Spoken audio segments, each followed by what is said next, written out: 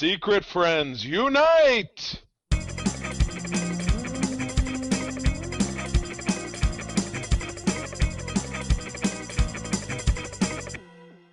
Welcome to the Secret Friends Unite podcast, episode 397.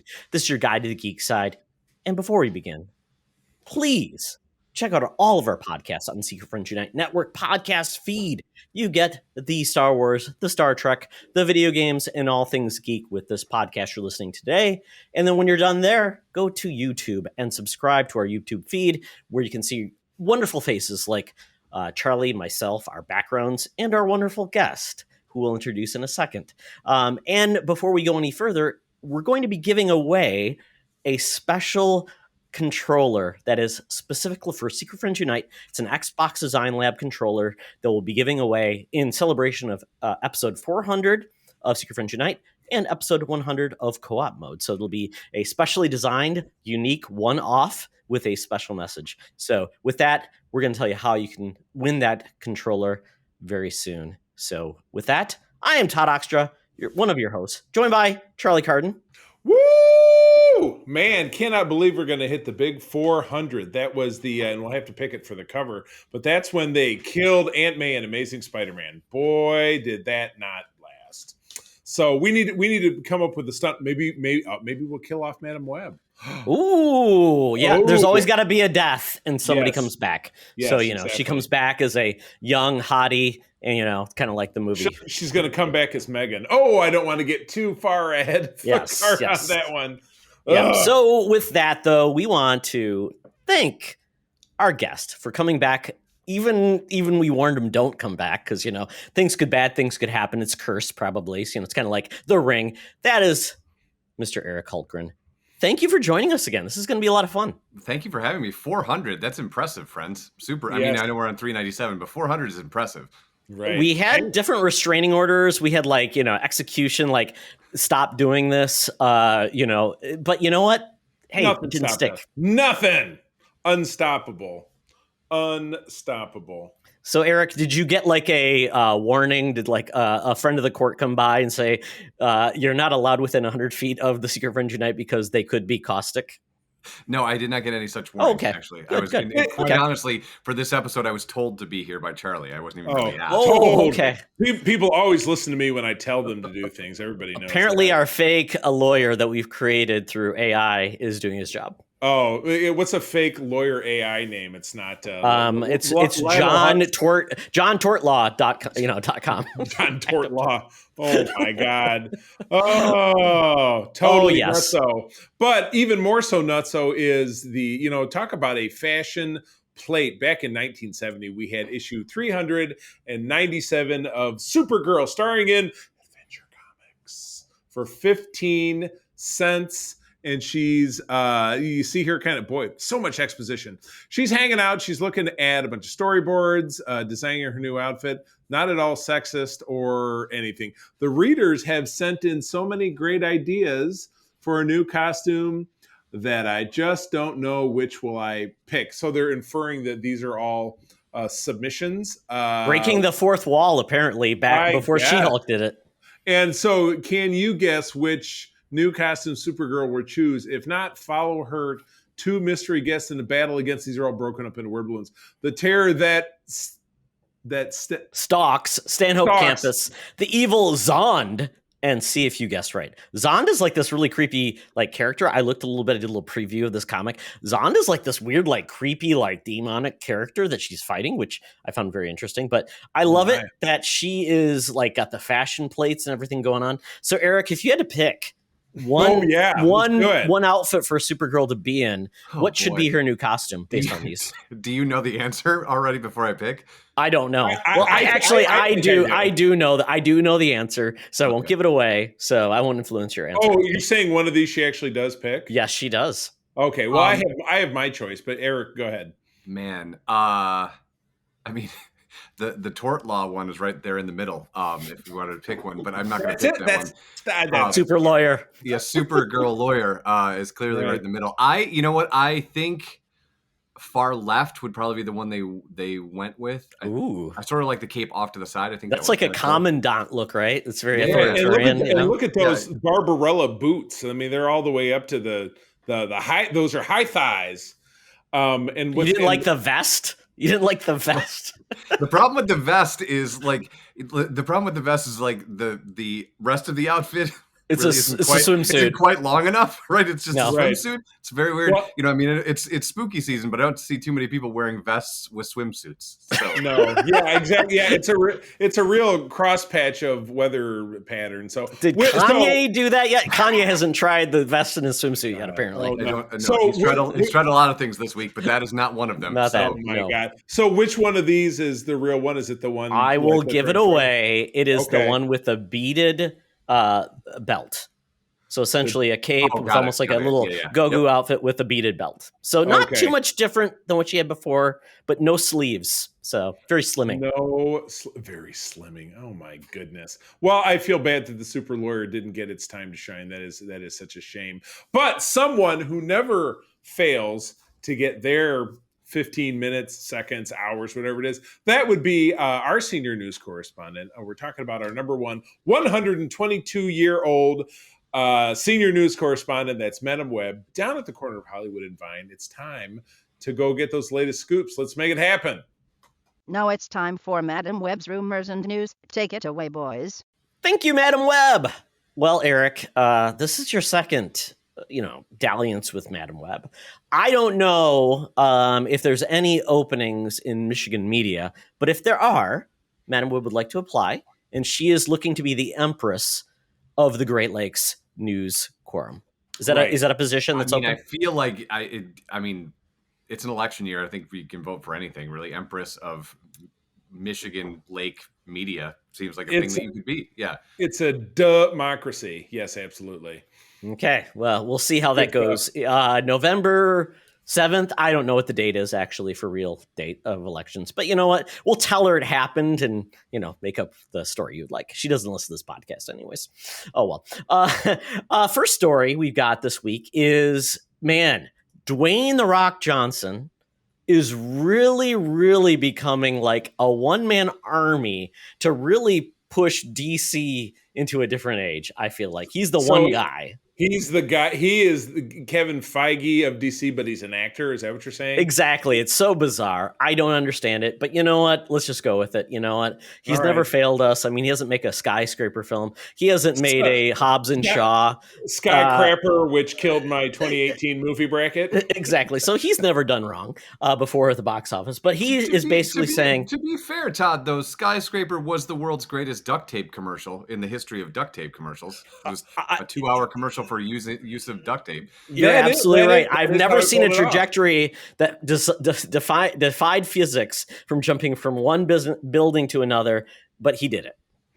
His power knows no bounds. But anyway, yeah, what's he got going on here? So he is trying to will Henry Cavill back into the DC universe of whatever we're calling it. He essentially says, I feel that this serves not only Black Adam, he's talking about his movie, by having Cavill come back, but the entire DC universe. More importantly than that, it takes care of the fans, and that's what you want your Leadfoot to be.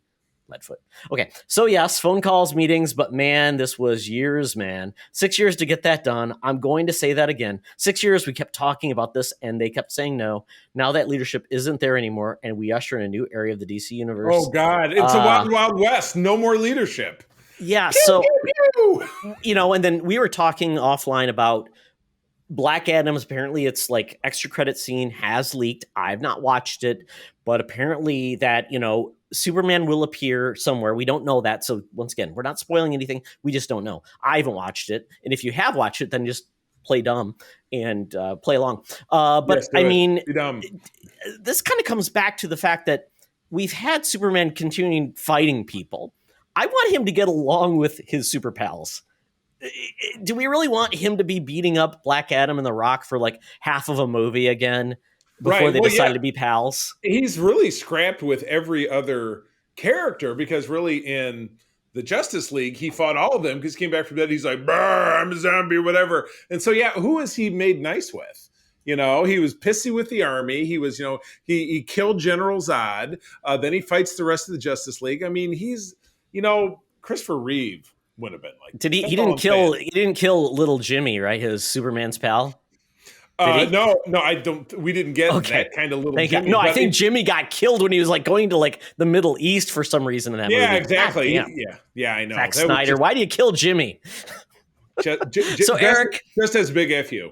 So Eric, what do you think of all this? I mean, is this how you want Henry Cavill to be brought back in to the DC universe? So I might have a different theory than the two of you, because when they said that The Rock was Black Adam, I thought to myself, well, this is weird because the Shazam universe is a bunch of foster kids. So now you're going to have Black Adam fight foster kids? Like, that doesn't seem like a Rock look. So to me, I'm looking at the story and going, The Rock probably doesn't want to fight the foster kids. He probably wants to fight Superman. And the upside to this, I'm not sure, to answer your question, Todd, I want this, but I do want Black Adam to still have an edge by the end of this film. I do not want it to be like, all of a sudden he's good, Black Adam, and he just wants to do nice stuff and doesn't want to. I think the DCU could benefit from having that edge that Black Adam can bring to the screen. And I don't know. I have very low expectations for this film. I'm a huge Dwayne Johnson fan, so I think that a lot of us go see these films because we're rooting for him, even if they're not very good. But I would prefer him not go fight the current Shazam universe and fight anything else. So I'm pro anything else. If that's Superman, okay. I'm in the camp of everything else. Fun fact: Black Adam's wife's name is Martha. So I'll just leave it there. Come on, no. Judge's ruling. No. Did I make that up? No one will know. No. Don't look that up. By the way, it's not documented anywhere. Well, Charlie, do you feel like you want them to go to blows for like half a movie eventually, or are you done? No, and I'm seeing this. It's funny because I had to be reminded by my buddy Doug, who I was working a toy show with today, that this movie comes out this week. He's like, "You're going to see Black Adam." I'm like, "Oh shit!" To get my phone to get a ticket. It's going to be my Saturday movie. I think. Yeah, I know that we're going to obviously talk about it when we record next week, but yeah, I just what. Running the same plays out of the Snyderverse playbook is going to result in more stuff that ain't great. That's basically how I'll slice it. Yeah, do something else. In Marvel, they don't have to. They don't have to spend half a movie beating the shit out of each other. And again, all the trailers kind of make Black Adam looks like he's not such a great guy. But if Cavill's role in this is going to be somewhat limited, he's not going to be a main character of this film. How does that fit in? How does it fit in? I guess is ultimately, are they fitting it in just because it's some stunt casting and they're just trying to leak this a week before the film comes out so people get all roiled up and they really want to go see it? I just think the people who are going to see it are really going to go see it anyway. So I just don't know. It feels very sweeps week. It's a very special episode. Where Superman gets his period. I don't know. It's just I just don't dig it's stunt casting, and it just, like I said, very conveniently drops out just a week before the movie comes out. I'm to thee I say nay. I'm prepared to be disappointed. Yeah, I mean, the closest thing we have to an anti-hero in Marvel is Punisher, maybe Deadpool. Sure. We haven't really had that in the DC universe. So Black Adam is that type of character. I love his character in the comics because he is essentially a leader of a country called Kahndaq. He is like Doctor Doom. He is the Doctor Doom, but he is sometimes aligned with the heroes to defend his country. That's it. If it's not in regards to Kahndaq, then he doesn't care and leave you alone. So maybe that'll be the relationship. Like, he establishes his authority as the leader of his people to bring them back. And if it's his own interest, he'll align. If it's not, and he's having to defend, I don't know. And that's probably what this movie's all about, him taking back this country. And it might bring in people like we've seen to say, you can't do that. But he may say, quite honestly, though, I am kind of like the heir to this place. I don't know. It's a weird one. We don't know. DC doesn't have a roadmap, as far as I know. You don't say. You can't. Well, No, they have the Rand McNally 1992 Atlas. Yes, they have a 1973 Michelin star catalog, and that's what they're planning their. They went to MapQuest and they said, "Can you tell us where we're going?" Yes. And they said, "Oh, wait, the website's been." And they printed it out, and they're driving around now trying to. Todd, I refer back to my favorite episode of The Simpsons, that down in Rand McNally, people drive with their feet and hamburgers eat people. There you go. There's their roadmap. Yeah, in a world where Wikipedia doesn't exist, we're still waiting for like meme to be put into the dictionary. Yeah, we'll see how that my goes. God. Yes. All right, moving on. We have my favorite octogenarian. Did I use that right? Octogenarian, age 80 and above. Inexplicably being rumored to becoming part of the Marvel Cinematic Universe. I love Harrison Ford. Loved it since The Empire Strikes Back. I've loved Indiana Jones since 1981. It's one of my favorite cosplays, one of my favorite characters in all of fandom.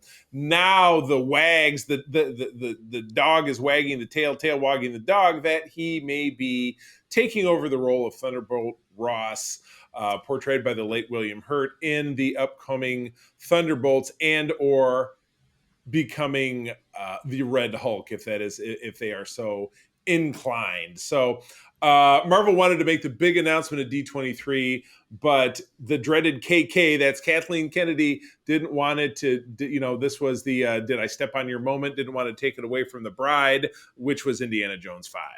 So this is making the rounds. It feels quasi credible, like it's going on, because it's shown up, quote unquote, multiple sourced. It seems really weird to me. Todd, you said it your best, like, hey, let's, get an 80-year-old and reintroduce him into a role. I don't know. I'm dubious enough about Indiana Jones 5. Want to love it. Don't want to get hurt again.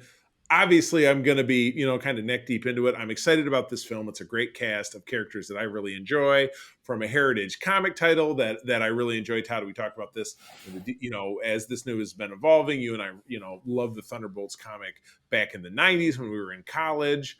But I don't know. No, I'm not digging on it. I'm not digging on it. We're getting this movie, next summer already. So this is like happening like now. So this is, if this is happening, it's already happening. So I don't know, man. It gets a meh for me.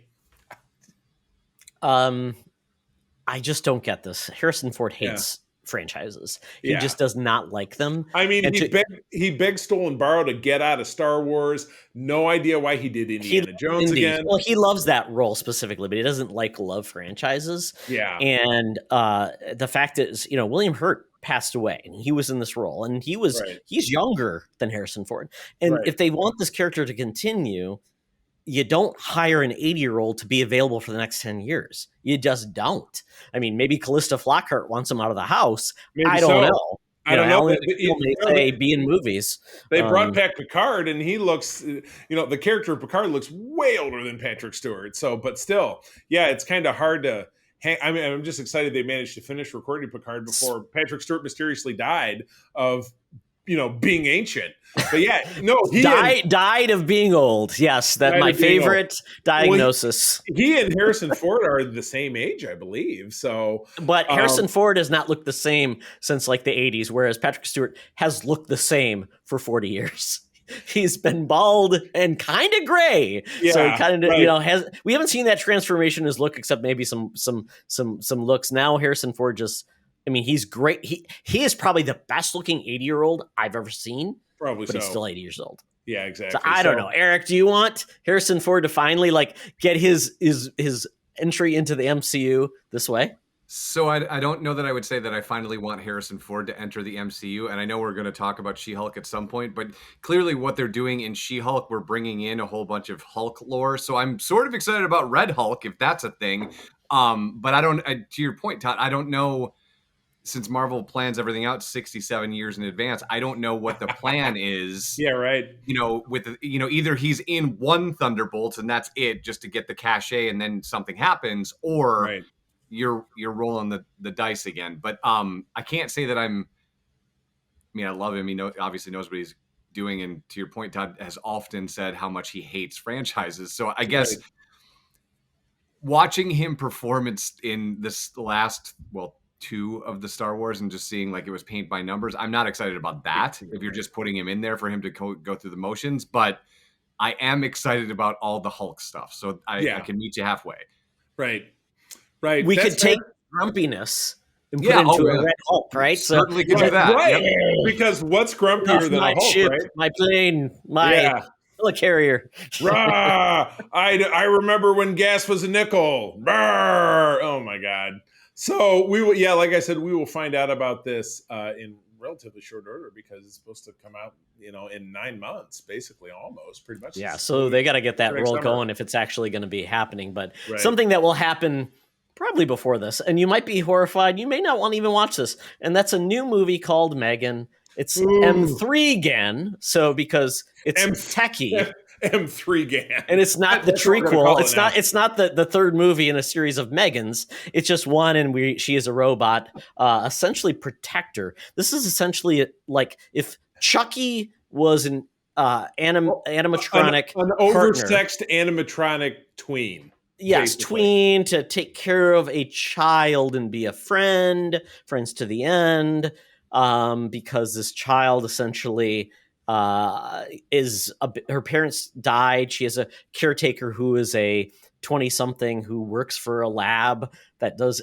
AI work and animatronic work. Normal. So she's looking for someone to help her take care of her niece. Was it a niece?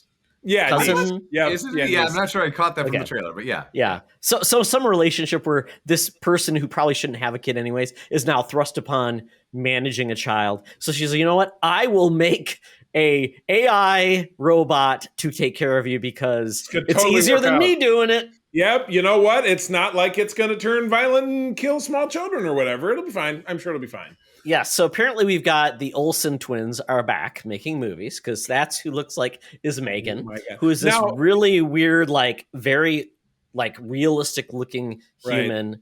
And guess what, guys? It doesn't go well. Surprising? First of all, stunner. Second of all, it doesn't say who's playing Megan. Is it just golf balls all over the face like Andy it's Serkis? just a mask. I think that it just looks like a mask, right? It's who's playing her? It's the orphan. No, there is actually. So like I know I asked you guys before we started. Amy Donald is playing Megan, and then Jenna Davis is voicing Megan. That's interesting. All right, look at that. Oh my God. Would you be offended? Like, I'm playing the character, but my voice sucks, or I'm not a good actor. Ask Darth Vader that question. That's true. That's a Darth Vader scenario. Well, there's only one James Earl Jones. I don't know about this actress. Have you ever heard David Prowse speak? They on set they called him Darth Farmer because of his country. It's better than Darth Farter, apparently. He always farted on stage, on the set. Oh, you could smell him coming a mile away. We get this in January, which, as we know, is a total dead zone for films.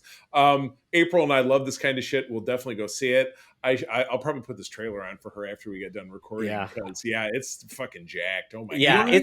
The only thing, Charlie, I would say about January though is like they seem to be putting some really solid horror movies as of late in January when you come out of the holidays. So I'm kind of excited about this one. Yeah, it's a great time to really have something stand out and be by itself because I mean, Avatar will have its hangover into January, and people. I'm sorry.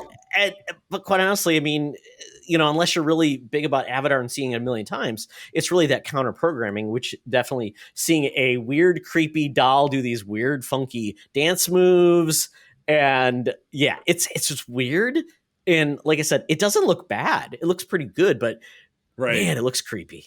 I know. Well, it looks like it's, if this is what the doctor ordered, thy will be done. So no, I'm excited. That's fun. That's fun. James Wan is producing this and it's Blumhouse, Blumhouse has a pretty damn good record. Apparently they are the most, if you looked at studios last 10 years, they have the most profitable releases of any studio out there. They produce at the right budget, and they're more successful than Disney or everybody else. They have a better return on their budget than anybody else. That's pretty impressive. Man alive. Well, one thing, this next story, and it's funny, we didn't even talk about this on Code 47 because that's how little we care about Star Trek. Because there's too much hate. You, Charlie, and the rest. So I would like to hear, this is why I put this, because I want Eric's opinion. Okay. The fact that we've got essentially some more feedback on what could have been the fourth Star Trek film in the Calvin universe, because it's not probably happening anymore. I think this is just dying. And No, it's dead. She's dead. Essentially, Matt Shackman was supposed to be behind this. He's now going to be doing Fantastic Four. Before that, we had S.J. Clarkson tapped direct the film, who is now currently doing the Lord of the Rings Ring of Power. But essentially, McKay said eventually what we would have seen if we had the what he had planned to see the light of day, that would have been about Chris Hemsworth, George Kirk, James Kirk, basically be reunited in a common film. Similar to like Next Generation, the episode Relic is what they would be. Yeah, that was the Scotty episode in season 6. Yeah. So this isn't happening, and we know essentially that I just think somebody trying to will a next Star Trek film in existence in this universe. I think we're going to get more Star Trek films. It just is going to be inevitable. Someday. It always is, because they like extra revenue. But I did not hate the Kelvin films. I hated the second movie. I like the first one. I like the third one. And I'm not against it because it's a different side of Star Trek that you don't see on TV. It's basically more action, more adventure, more streamlined in a 2-hour adventure. So Eric, because we know Charlie hates the Kelvin universe. Sometimes he likes it, sometimes he doesn't, depending on his co-hosts and how they feel. What do you think about this? I don't know how you feel about these movies. So I have always enjoyed Star Trek, but I would not call myself a fan of Star Trek, right? So like, I don't even keep track of the time frames, but I will tell you that I enjoyed, to your point, Todd, I enjoyed the action. I enjoyed the fact that to me, no, Charlie, we don't need to fight in the street, but maybe whatever. Like, to me, it was a fresh take. And it was a cool look for me. So I would have totally gone to see a fourth one. And I'm a huge fan of Chris Pine, and I loved him in this role. I thought it was really, really cool. So again, I guess we could fight in the street, Charlie, if we want to. But to me, I would absolutely go see a fourth one of these. Okay, that's going to be our pay-per-view. Patreon content. On Twitch, pay-per-view. BYOP, bring your own phaser. This, without a doubt, suffers from lacking of time. You got 2 stars who were nobody in 2008, 2009 when they filmed this, whose careers absolutely exploded. You know, Hemsworth with Thor in the MCU, Chris Pine with everything else that he did. They can't, and Paramount is cheap as shit. Like most studios, they're not going to pay that money. So that's what and look at the rest of the cast: Zachary Quinto, Zoe Saldana, Carl Urban. They're not going to get any of those people back. And one of the actors is passed. Yeah, exactly. Oh. Yeah, so you're not going to get your cast back. It's done. When when in juxtaposing it with the original Star Trek, you had a show that got canceled 3 times. The third time it finally stuck. Nobody heard much of anything about it for a decade, except for a really bad animated series. When Star Wars came along, Paramount was like, what can we do to capitalize on this? And that's how they were going to start a new show, and then Star Wars convinced them to make a movie out of it, and we got started that motion picture, and we don't have to talk about that. And eventually we got The Wrath of Khan, which again, it was action-packed and very dramatic and stuff, and that launched a successful string of films, but nobody in the cast was a giant star. You know, not even Shatner with T.J. Hooker. You know, he was no Chris Pine, and he was no Chris Hem. He was not one of the Chris's. You know, so that's why I think they were able to go forward and make Star Trek films, then The Next Generation. They made some of those films. Nobody in those franchises has an enormous career acting outside of being in Star Trek. You know, so that's why those films and having those characters now back in Picard and now back in different iterations of things, and that's why it's possible. But yeah, there's just Paramount's not going to barf up the dollars to make this film happen. So it dies. And it dies. And you know what? I am with Todd. I enjoyed the first film primarily because it had been almost 5 years and we had no Star Trek at all. Or Star Wars for a while there. It was the premier sci-fi thing on screen. Exactly. The second film came along, was a total stinker. And then you're right, the third film was the best of them all. But again, it got away from JJ. I don't know if JJ came along to make Star Trek because he hated it and wanted to drive it into the ground because, you know, it was the sloppy seconds for him because he really wanted Star Wars and he got it and then just didn't care about Star Trek anymore. So the whole evolution and what you see in this article is that, yeah, he came along and on Star Trek Day was like, we're making Star Trek 4. And all the cast went, what the fuck are you talking about? Nobody's talking to us. And then the whole thing just spiraled. And Matt Shackman bailed. And here we are. Yeah. And I don't know when it comes to Star Trek, if there's enough love for any of the current iterations to say these should be movies, because I think it's too niche now. I just think there's not enough people who watch Paramount Plus that says, I love this cast and I'm going to pay money to see them on the screen. It's the same. Yeah, I don't know. I don't know what they do. Yeah. It was the same thing with DS9 and Voyager. People didn't say, all the diehards are like, I want to see a movie and blah, blah, blah. But yeah, no, it was really only the wild success of Next Generation that led it into a film franchise. Yeah. And then the rest of it kind of stuck around on TV. So yeah, this is a thing that its time has passed. And at some point in the future, there will be something else. But it's just, I don't see it being this. Yeah. Nostalgia needs to kick in again. In 20 years, maybe we'll see how that happens. There will always when Star Trek's saying nobody's caring about Star Trek again because we burned it out because we had 85 shows, and now it's like, oh, we killed it. But that is we got one more story before we move on, and that is essentially we can all say that Blade is to blame for killing the Marvel movie schedule. Thanks, Blade. You suck. Yes. Boy, and it's a big jump too, almost a year. Ouch. This is quite a jumble of a schedule. You have Blade there, untitled Deadpool movie, pushes back a couple of months. Fantastic Four, back a few months. It's no longer a 4; it's a 25. So they can't have that synergy of a 4 in their title. They have the 4 and they'll just squiggle it out. It'll be like April 2025. It's like April 4. Yeah. It'll be their and it comes out on Valentine's Day. But maybe the 5 will be, and we stuck Spider-Man in there. Watch it. It's possible. No, too soon. No, too soon. Okay. Yeah. So putting Ghost Rider in there if we're doing it. Maybe like with and Hulk and Wolverine. And Hulk and Wolverine. Yeah, we'll put all of them exactly the new Fantastic Four before we bring in the old Fantastic Four, because why not? Right. But essentially, Blade is to blame because this was supposed to start filming in November, and the director, and we've heard noise about the script. It's 90 pages long. There's 2 very subpar action sequences. A page as a script is essentially a minute on the film. So nobody's happy about this. And the fact that they've got Oscar winner Mahershala Ali, I'm killed his name. Mahershala Ali, I believe. Yes, sure, whatever. I'm sure we've both pronounced that correctly. Why not? He's unhappy, and I don't know how much longer they can keep this guy, who's very talented, won an Oscar, to say, yeah, we're going to keep waiting for you to not do this role and before you take on more things. So this has been extended, and because of all these things, now it's kind of pushed out their filmography, which is, we got the feeling that Marvel wants more movies on screen because Disney Plus is good, but having box office to supplement that and then bring it to Disney Plus is even better. How would you like $1 billion and then to screen it, or would you like no $1 billion and put it on your streaming service? I would love $1 billion. Find me that $1 billion. I'm all for it. Yeah. So that kind of then created this chain reaction of Blade moving to September 2024, which makes sense. You want a vampire movie in the fall.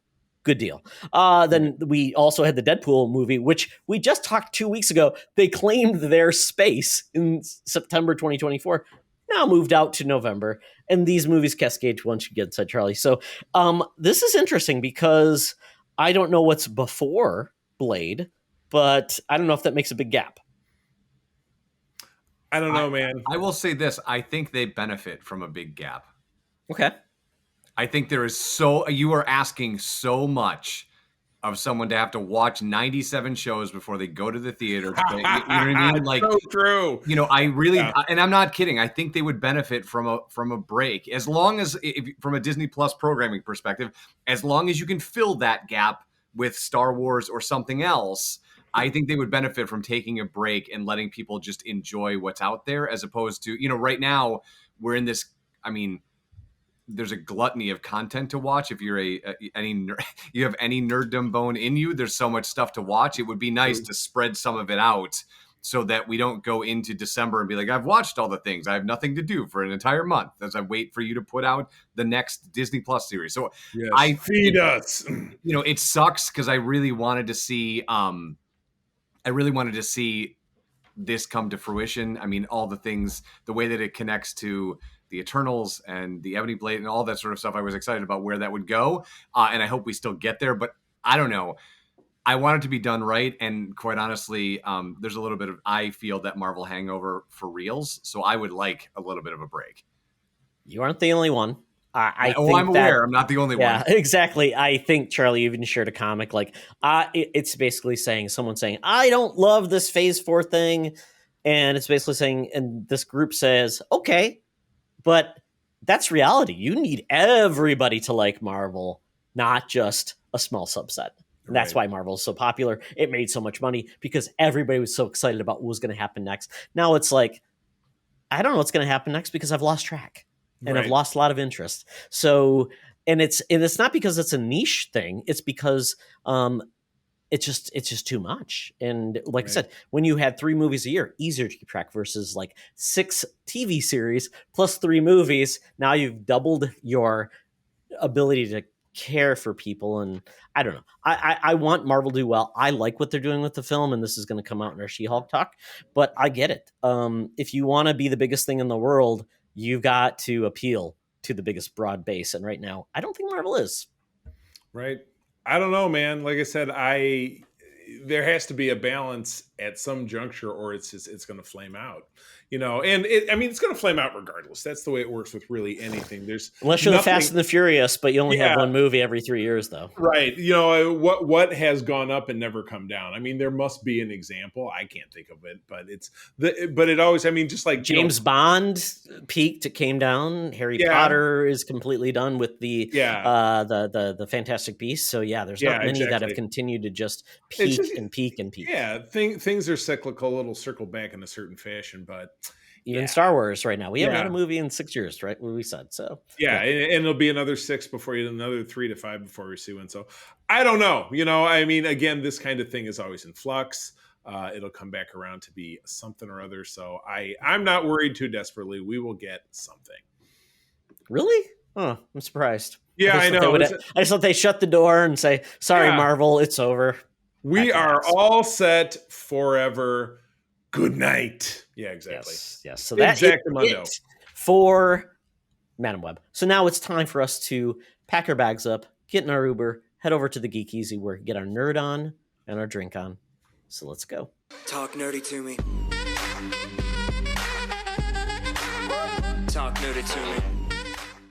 We're sitting in the Geek Easy, cover bands playing, drinks are poured, and we are getting our nerd on. So Charlie, you're going to try to convince me to watch Lower Decks again?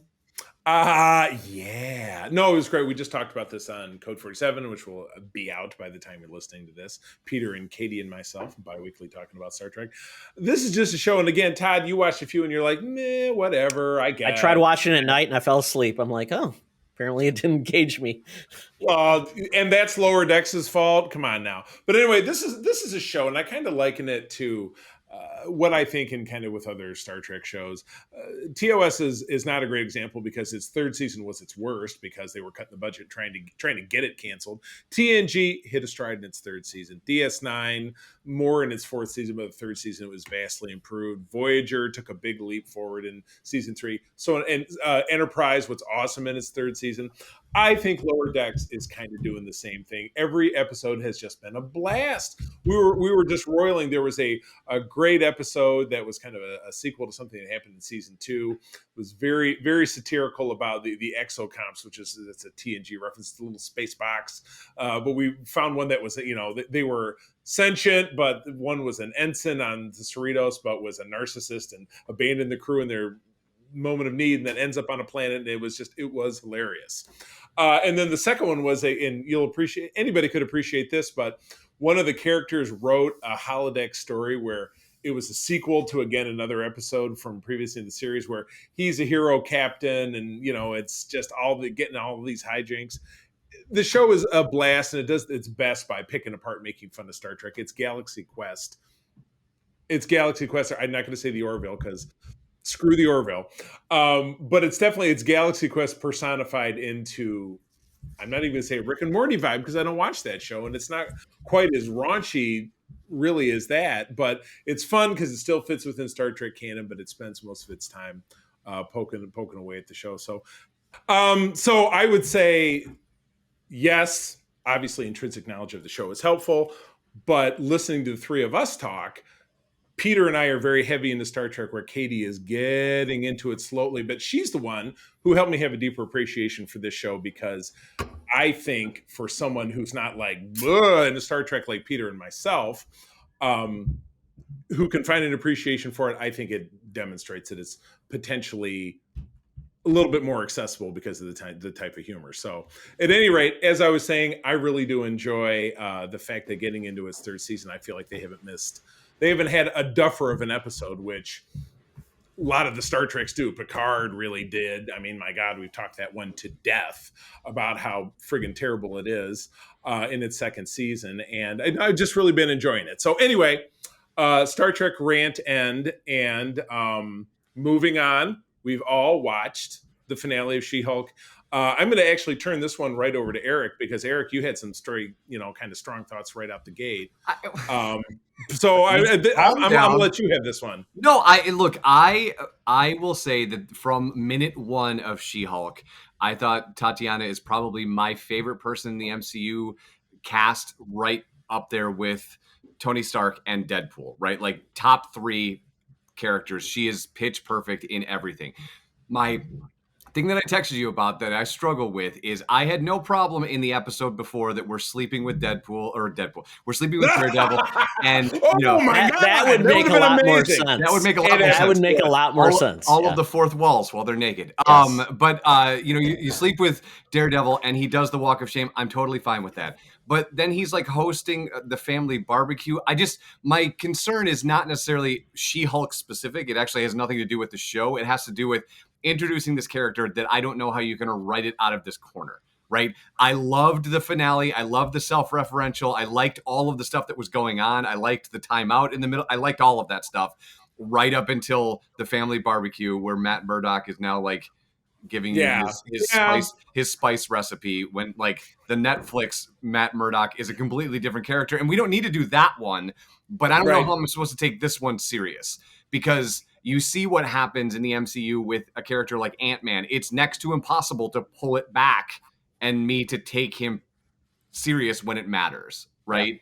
Yeah. And similar, I would say similar to the way that they cast Tom Holland and Spider-Man. It's difficult when it matters.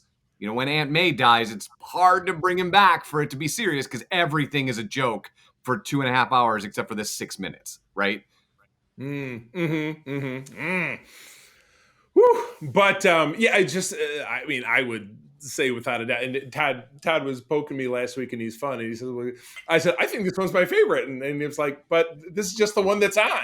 And it's a good point, because you're right, something else might come on that might blow this out of the water. And that's what I had said last week, and I was like, well, you're right. It's with maybe even kind of pursuant to what we were talking about before. Too much content, it just becomes a wash. You can't really remember, peaks and valleys, up and down, sideways.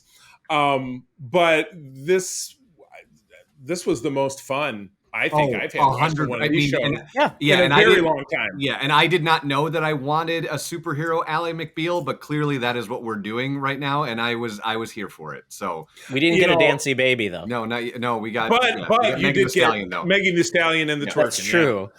No twerking baby. That's by the way, sidebar: Megan Thee Stallion on SNL, absolutely unwatchable. Not really. funny. I thought of the people that come on as like a musical guest, I thought she held her own. I'll leave it that way. There was too many skits with her, and they kind of felt one note. But totally get it. I did like the deer skit. That was just dumb. It made no sense. But anyway, but I think you're absolutely right, Eric, because I really enjoyed the show, and then I watched that last episode, and I'm like, WTF. And the point when I said that was when it was like the finale. Right. It was like showing up a meal. He's a promotional speaker. We've got the Hulk folks, and then they do this. And I'm like, that tracks for a show with MCU where they bring in the villain, they do their thing. But then it's like there's Titania. And then there's Right. I'm like, what is going? I mean, did they go off the rails? Exactly. I'm like, nope, they're doing this because they want to do Right. that. It was They just have her it go was through the picked you up. Disney Plus, app, do that, go to see Kevin, which was fantastic. Yep. Oh, And they it's even so talked. great. They even talked about the fact that they wanted a AI to have look like he's wearing a hat, like Kevin Feige does. Yep. And they actually had to get Kevin Feige to prove that. I like the fact that Kevin Feige was so self-deprecating that he was fine with this, which is great because Right. it was kind of like, why can't we do that? Because Kevin said no, and we can't do this. And do we want to make a dream sequence for the next season? I'm like, my I'm all God. in. But where I lost it, to your point, the whole barbecue, and then it's like Bruce shows up, here's my son Scar, and I'm like, Yeah. that feels like when we bring in like the cousin Oliver from Right.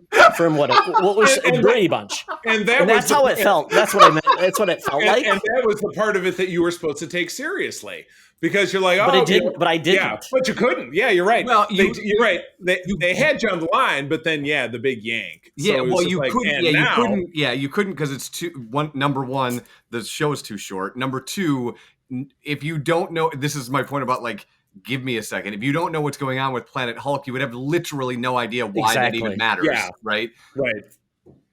It was a lack of referential. I mean, obviously you knew from watching the show he was in space, but you didn't know where he was going. But He was the picking up reason his like. You have child support, or you got to take your son.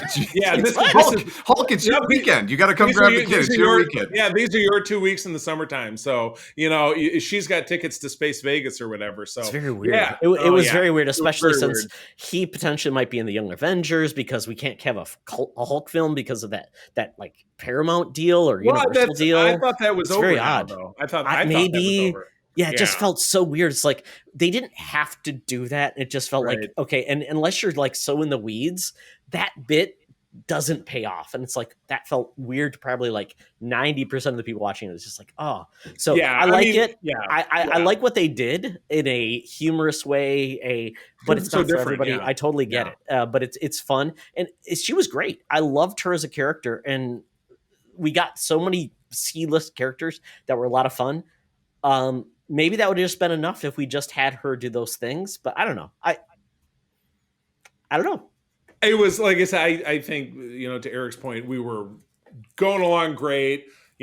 Cranking, and then one of the wheels fell off the bus. You know what I mean?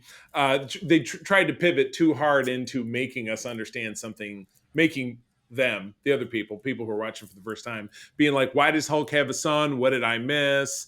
Blah blah blah. I didn't get the deal with the kid's hair. Was it shaved in front? Did he had a reverse bowl cut? I couldn't figure out what was going on with that either. Will you take her? But I guess the question: will you take her seriously if she's as a supporting character within the MCU? And will you feel like, well, she could just break the fourth wall and just do something to fix this? Yeah, that's the problem. That's like, is that going to work? Well, I don't know. The question is, in what capacity is she then returned to be a piece of an ensemble? Like I said, the supporting character. That is lost to me now. So I'm not sure. But the show's coming back for another season, or that's the bit that's floating around out there. I get sick of seeing these posts that said source deadline, but no link. I'm trying to be just a lot more wary of that kind of thing. I'm sick of it. But that was a source deadline with no link that I saw today or yesterday or whatever it is. So wouldn't surprise me. Eric, what else you got going on? Anything else you're watching, loving, anything like that? I'm absolutely in love with Andor. I don't know if I'm allowed to be in love with Andor in this show. You can. I will be silent to say I gave up on the show and I have nothing else to say. And over on Holocron, our Star Wars show, in a surprising move by Mark, my partner, who is very pro Star Wars, and we brought on Peter, who's my Star Trek co-host, who also is a huge Star Wars guy. We didn't care for it. We're just not caring for the tone. But tell me why you like it. Yeah, tell us why you like it. I would love to hear somebody talk to me about why they dig it. Yeah. So I like it for a couple reasons. One, I feel like we're telling a different story, or at least a different part of the universe we haven't told before. And one of the nerdy things that I was telling a buddy of mine, obviously you see the toys behind it, it's like that first episode I saw bricks, and I've never seen bricks in Star Wars, right? So like bricks, like bricks, foundational, right? like foundational, like structure. Just the buildings look different, right? Okay, right. And I watched the 6 episodes we're into. I've just come to this realization that one of the reasons that I think the last 3 movies don't work is because it's very difficult to tell a Skywalker Sith story without Darth Vader, right? And this feels like, let's tell a different story where there isn't a stormtrooper and there isn't a Jedi, and let's see what happens. And obviously, you guys aren't into it, which is totally fine, but I am into it because there is no Jedi, there are no stormtroopers. It feels very like down on the ground and super tight, and I like that as a show in the Star Wars universe. It probably wouldn't work as a movie, but I like it as a show. I'm agree with you that I like those things too. And Todd, I get the feeling, feels more strongly than I do because I'm still watching it out of contractual obligations because I do a show. But it's just the pacing is just glacial. And in looking at the fact that it's 2 seasons of 12 each, we're now halfway through that first season. And all of the best things that they put together in this trailer of actual space battles and things, the wars of the star, are just in front of us. And I feel like we've just done a lot of talking. Maybe it'll pay off, but I think this was the conversation I was having with April, my wife, is that it's like, well, maybe it's going to pay off, but why don't we do more with what we've got? As opposed to being like, we're building to something. I guess by episode 6, I would like to have seen more happen, but they have a plan.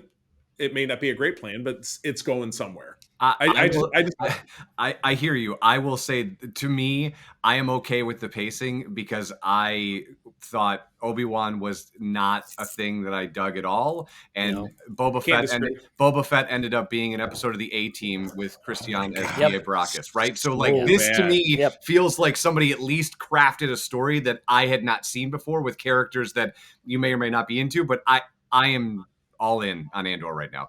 Yeah. I respect that. I do. And it could end up being something that I don't see. And you just may be more patient than me. And I would love it if you're right, because going into this, I was super fired up. I love rebellion stuff. That's my jam.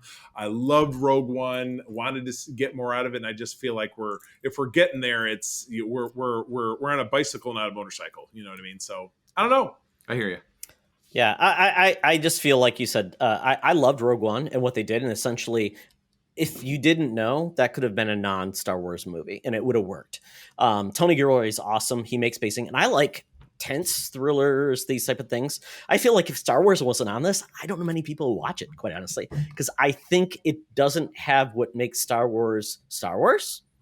And without that, plus the pacing, and I don't like any of the characters. Andor I don't find compelling, and then Mon Mothma, the drama with the one character with his mom being naggy, and then her horrible family, and I'm like, well, I don't understand. You know, maybe people don't understand her thing. Yes, she's sacrificing her family for her mission, and her family is feeling it. And this mother who wants, and it's then creating this kid who's also basically you're creating an incel who's angry. So I'm like, I get that. I just didn't need 6 episodes to tell me. I didn't need 2 episodes to hear Andor's horrible backstory. I didn't need that. It's just feel like and that's what I think probably is the biggest problem with Disney Plus. They have to milk this. If they made it 6 episodes total, I think it'd be a better show. We don't have to wait 3 episodes for something interesting to happen. I totally get that. I mean, I totally get what they're doing. I do. And I think Rogue One did it fantastic because 2 hours, we got people who die. It's the consequences. I don't need 24 episodes to essentially do the same thing they did in 2 hours. So that's my guess. And I just stopped because I'm like, you know what? It's not going to make me happy because I feel like, and I don't know how this is appealing. Critically, this is fantastic from an audience standpoint. Yeah. No, I think critically, like critics, I don't know if there's a huge fan, like baseline, like kids wanting to watch this. And that's what's been keeping Star Wars afloat is kids. Bad Batch, things like that. To adults, I don't know. So Eric, you may be a smaller subset of like Star Wars fans who want this and they like the execution of it. I don't know. I'm just curious to hear ultimately how did this perform, and is this going to be the future of Star Wars, or is this a experiment that maybe did not pan out because we aren't getting Star Wars movies right now? So for a long time. Yeah, I don't know, man. All right, Todd, what do you got? One thing this week, Midnight Club. This is by Mike Flanagan. He's the guy that's been doing a lot of like the House on the House on Haunted Hill, like those more scarier versions of the things we've had. And this is an interesting series. I watched the first episode where it's about kids that are essentially these are like the kids that they have the wish because they're dying of cancer, have different things, terminal illnesses, essentially, that are going to this house to die on their own terms. It's very sad. Yikes. Especially as parents, Charlie, yourself, you've dealt with this. It's not. It could be touchy, but it is interesting as they talked about it. And I like that this is one girl who she's dealing with basically I think she's dealing with lung cancer, and she knows her prognosis isn't great, but she wants to be around the living and kids her own age. So she chooses to go to hospice in this old house, and it's from like the 1800s. It's had many different lives. At one point, a cult lived there, which is kind of crazy. And turned into Poltergeist. Yeah, so essentially it's this gathering of kids with various diagnoses, and you're learning their stories. And there is something that happened at this house, and there's something sinister. But it may not be sinister. I don't know. But I like this because I feel like it's very much addressing a certain area of horror that is not light, but it has some weight to it. I really like this. It's on Netflix. There's 10 episodes out now. It just dropped. So I'm behind. I watched one episode, and one day out, I'm not up to speed, but I like it. I like the protagonists. Wow. I like the characters. And the one doctor who is running the house, she's it's Nancy from Nightmare on Elm Street. Oh, Heather Langenkamp. Oh my gosh. I was like, who is that woman? I'm like, we just watched that and we're like, what the hell is she doing? And this is what she's doing, huh? Yeah, I will great. have to tell April about that then. I mean, it's lighter fare some of the other things he's done. I think it's because of the subject matter, kids dealing with terminal illness. It's very very touching, and but the characters are intriguing. They're interesting, and they are really a different approach to horror in that lens. So I'm enjoying it so far. Wow. Like I said, I've only watched the first episode. It could go horribly wrong, could be bad. Well, I like it. It sounds like it's destined to go horribly something. Well, yes. Yeah. Critically though, like, is it like done well? I don't know long term, but I mean, I like what I saw. It's new. Is it new? And it was brand new. Just dropped on Friday. And it all dropped. Netflix is still doing the whole drop. Wow. Crazy. Yep. Oh my goodness. Wild. Well, all right. Well, that wraps it up for the Geek Easy. Time to get out that Air Qantas app. We are headed to the land down under. It's time for the Thunderdome. The geeks await. And Spooktember, Spooktravision has hit week 3. Let's do it. Welcome to another edition of Thunderdome. Thank you, Tina. We're sitting in the Thunderdome where the mutants have been gathered for a topic or game, and we're gathered again for week 3 of Shocktober with Hellraiser. This is 2022's rendition of the classic 1987 horror movie from Clive Barker, who wrote a novel that was adapted like a year later, actually, back in the day, which is funny, that it was like, I don't know many novels that get adapted that quickly. But it's essentially about a young woman struggling with addiction, comes into a possession of an ancient puzzle box, unaware that its purpose is to summon the Cenobites. The Cenobites! Yes, the Cenobuns. Directed by David Bruckner, written by Ben Collins, Luke Petrowski, David S. Goyer. Man, he's infamous. He's either horrible or good. But he's the name. I don't know, Bruckner. I don't recognize any of those names. No.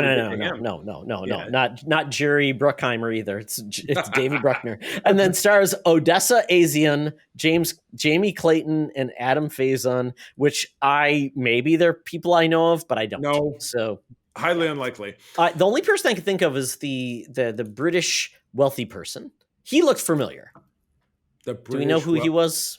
The young, the only guy that I knew in this, Goran Vajnik, who was on ER. Yes. Like I said, the handsome British guy. Was he British? I don't know. I don't know. No, because Goran, he's a Serb Croatian or something. But it doesn't mean he was playing a Serb Croatian. Right. I don't know. I thought he had a British accent. I didn't. Maybe he did. I don't know. Okay. Like I said, we can get into the details of whether this man was what he was, because we don't really know. Right.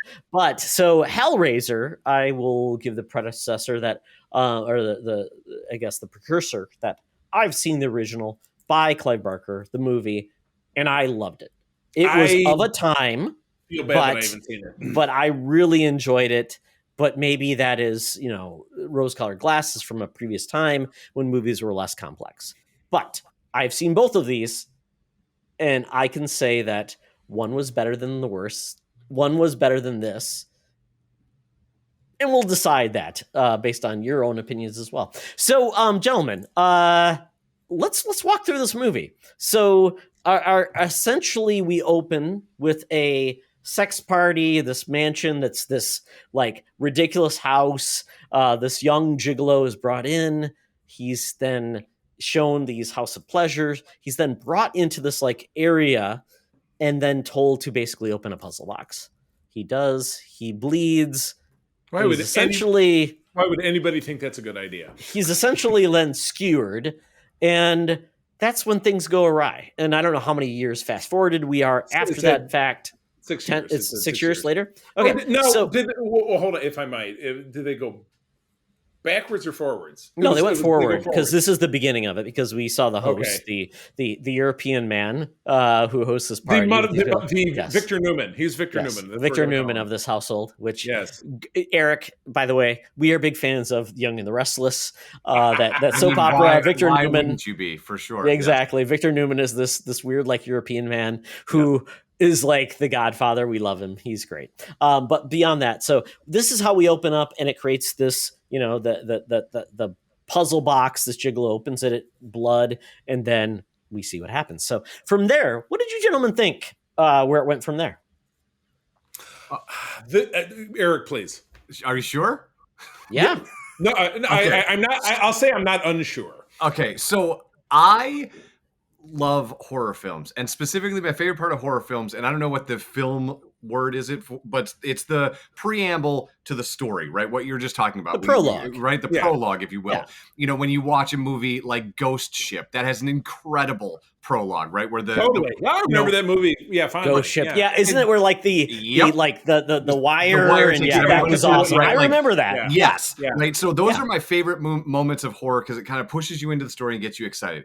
My problem with this film, and I'll let you guys get to most of the other problems, but my specific problem is the preamble is the movie. It's literally 27 of the exact same scene, just in different, somebody picks up the demonic Rubik's Cube, somebody bleeds in the Rubik's Cube, somebody gets pulled apart by the Cenobites, rinse and repeat. There is no other story for 2 hours other than this is what happened, step by step by step. And, outside of the fact that umbrella-wise, it's a terrible film. From a story-wise, it's just the same thing for 2 hours. You literally can watch that scene and fast forward to the last 15 minutes and you know the movie. Nothing else has happened in the hour and 45 minutes you skip over before you get to the last 15 minutes. Yowza. Wow, that's very true. It's the directions on a shampoo box. Rinse and repeat. Lather, rinse, repeat. And Charlie, before you jump in, it's a bad movie when the most interesting part is the puzzle. I was like, the way this puzzle moves is super cool. Yeah. That's very cool how they did that. But go ahead. How will they figure it out? And apparently everybody can.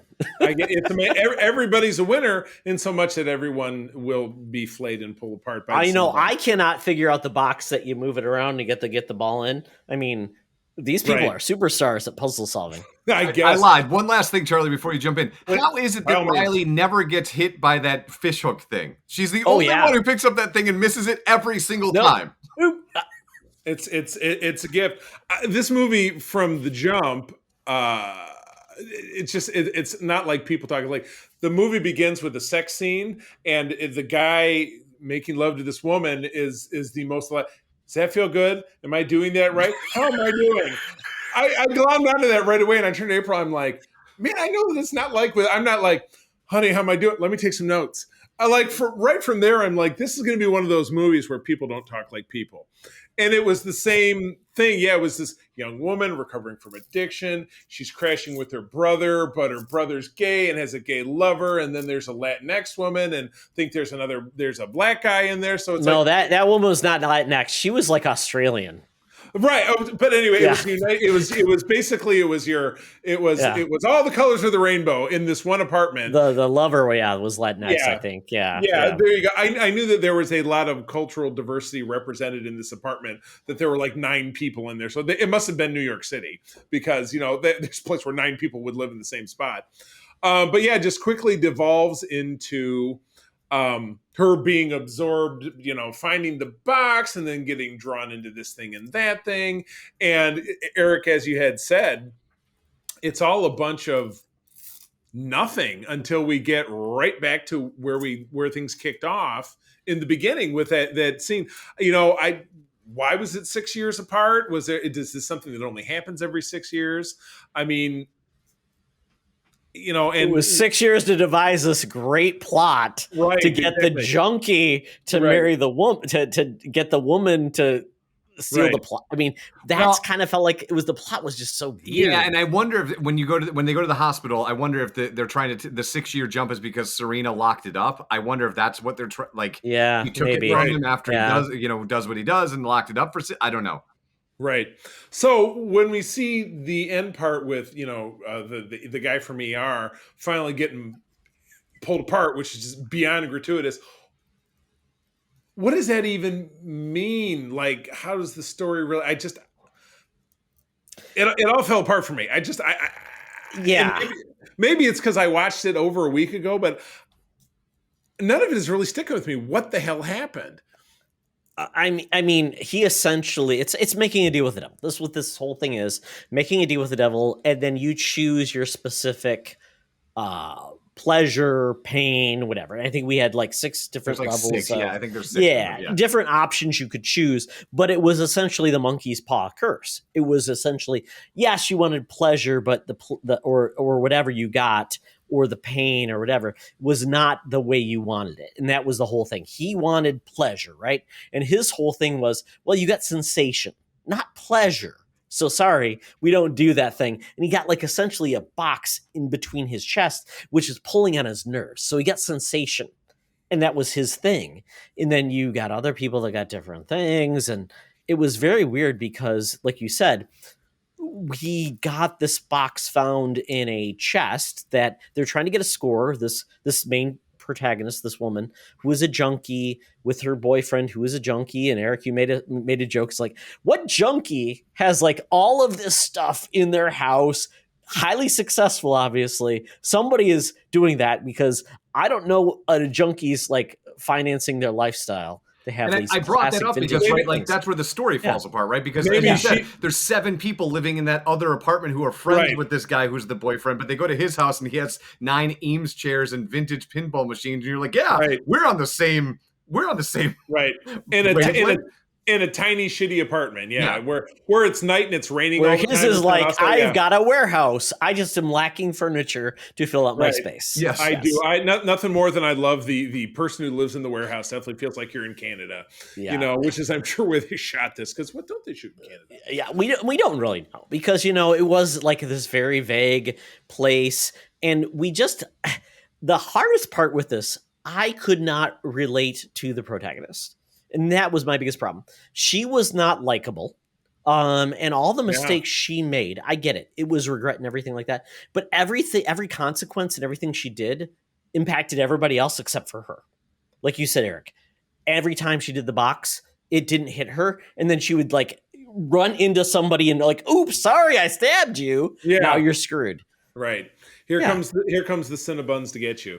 Yeah. And again, I'm suffering from not seeing the first film, or perhaps I did and I don't really recall. So if you could give me, Reader's Digest version, just a paragraph of the first film, either of you guys, please, what happened in that first film that was different or completely separate or an improvement, or what was going on in that first film that had anything to do with this? And Eric, you've seen it before? Oh, of course. Yeah. I mean, I haven't seen it. Yeah, me too. Time, but I immediately 4 minutes into this film, I will say, Charlie, to give you a reader, my point of view, the one thing that the original did better than this one is I don't know why this one was shot completely in broad daylight. I don't know why you need to see all of the Cenobites, because in the original, the dark and the lighting to me made it, obviously it was brand new at the time. I remember it just being shocking the way in which these characters looked, but you didn't get to see them all. And in this one, it was like, we're at Best Buy and they're walking around like in broad daylight. And the Geek Squad. Can I help you? The Geek Squad from Hell who is going to help you with your Rubik's Cube. Geek Squad from Hell. Hell's Geek Squad. I would say, above and beyond the story, I would say the aesthetic is Clive was much better at kind of shrouding it and making it feel heavier and darker, where this was way, especially at the end, way too bright, and which made everybody look like they were wearing plastic Mighty Morphin Power Ranger suits as opposed to like Yeah, you're absolutely right, God. Eric. I mean, and I think part of it, the first movie felt kind of gothic. It was felt like it was Victorian or whatever that area. You had like the main antagonist was this gentleman who made a deal with the devil, and that kind of created an atmosphere that felt more brooding, different, versus this, which this felt like the fourth movie in the Hellraiser trilogy, which there are like 10 of these, unfortunately. Really? This felt more of those. This felt like Hellraiser Hell on Earth. This felt like a bad Hell fourth on Earth? movie. My ex-wife? Oh, sorry. Yes, Okay. yes. So that's a problem. That's where I compare this. I'm like, this felt like it was more of like the next thing of another thing that didn't feel like, it's like, we're doing this for a paycheck. It's a direct to DVD. You go to Blockbuster. It's like, I have nothing else to rent. This is the movie I'm getting. Or it's on Cinemax. We get the thing and we put it on the other thing. This has no style. This has no style. No care. No feel of like, okay, I can see what they're going for. It just is dealing with some shortcomings in regards to maybe acting, scripting, or directing. Some shortcomings of exactly. everything. This felt like it just didn't. And I applaud them for trying to do some more of the like non-binary things. Totally get that. But I felt like none of the characters looked iconic. They looked like they were just updated, very clean in a way. And I know they're gross and disgusting. It's kind of a CGI mess. It was just, but it didn't feel like this was like really, wow, this is new and fresh. It just felt like this is like the cleaner, more up-to-date version of what you got. But I don't know. I just felt like nothing was really brought here that had any sense of character. Felt like that brought this honor to what they did in the past. So this is where I felt like the old is better than the new, because it felt like it had more weight and also a little bit more character. Right.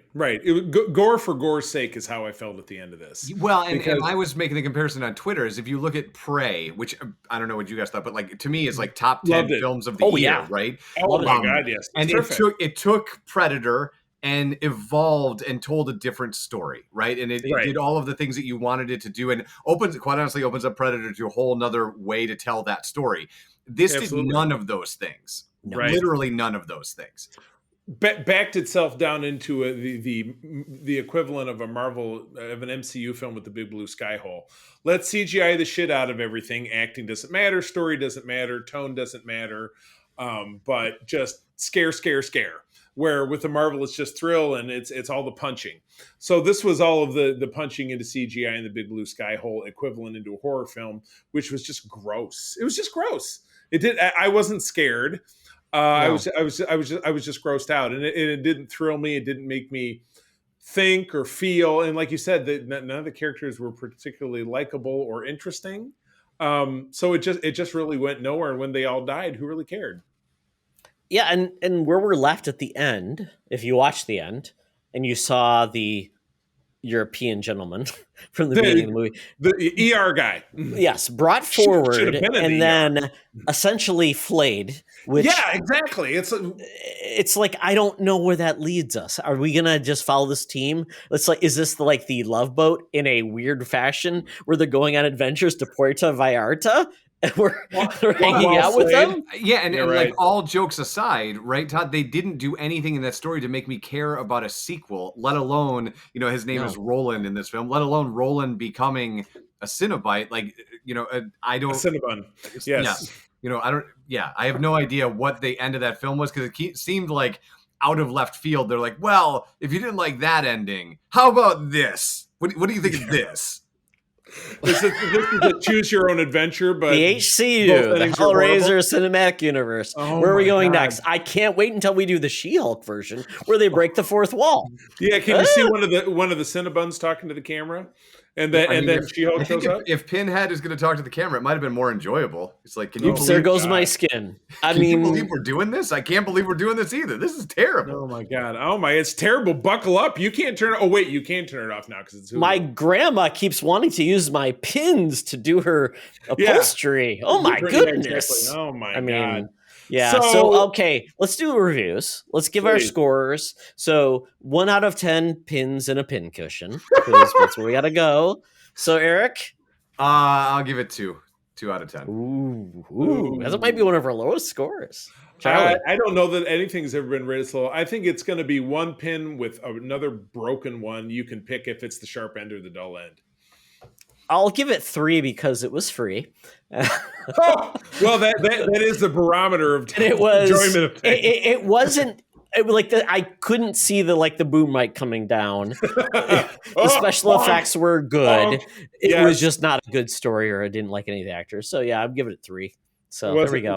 Wasn't executed in any believable way. So, oh my God. All right. So, Todd, I guess we're left hanging on the line of what we want to do for the final week. We'll talk about that, Charlie, because we have to be on a upslope. Yeah, you're right. We have to pick. Yeah. I mean, at this point, I'd pick Sleepaway Camp because I haven't watched it, but you probably have. We'll go through. We'll find our lists and we'll align the next couple of days. But otherwise, we could potentially talk about the other thing because I should watch it too. We can talk about that in the Geek Easy, but not as. That'll be like I said, after Halloween Kills, we don't need to give this series much more than a couple of notes. Oh my God! Anyway, well, crazy. Well, that's the end of the show. Todd. Well, no, Eric. First of all, Eric. That's what you heard, but that's not what I meant. Eric.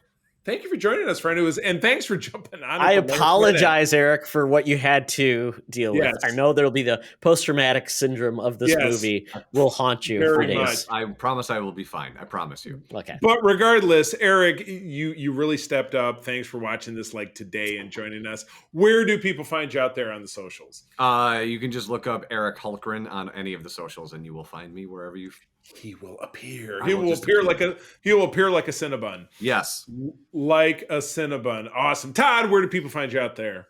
At Teoxtra, all around the webs. If you saw me yesterday posting all these things, my wife in her office was up for a Upper Midwest Emmy. So if you follow TV, Emmy Awards, every region has their Emmys, and it was great to go to that presentation. That's I dressed up. My wife did too. Very cool. Very fun. Like such a dapper Don. My goodness. Well, you can find me all around the webs. I'm at the C3 in particular on Twitter. Just spell it out. My wife April and I do run the USS Grand Petoskey. That is the West Michigan chapter of the International Star Trek Fan Club. You can find us at a website of that name and across all socials as such. I also try to fill up our Secret Friends Unite Facebook page with content for your enjoyment. That's where I'm at. So one more time, friends, thank you as always for joining us. I'm going to tell you that sharing is caring, and keep on trucking. Be the hero, not the villain. In a truck. Ouch! I bled. This podcast is part of the Secret Friends Unite podcasting network. Visit secretfriendsunite.com for more great shows, articles, news, reviews, and more. Secret Friends Unite podcasts are available on Apple, Google, Spotify, and other podcast services around the world. If you'd like to be part of the conversation, you can join us on Facebook or our new Discord server, or follow at Secret Friends U on Twitter. Please subscribe to Secret Friends Unite on YouTube and visit our merch store at tpublic.com. Just search Secret Friends Unite. Thanks for listening.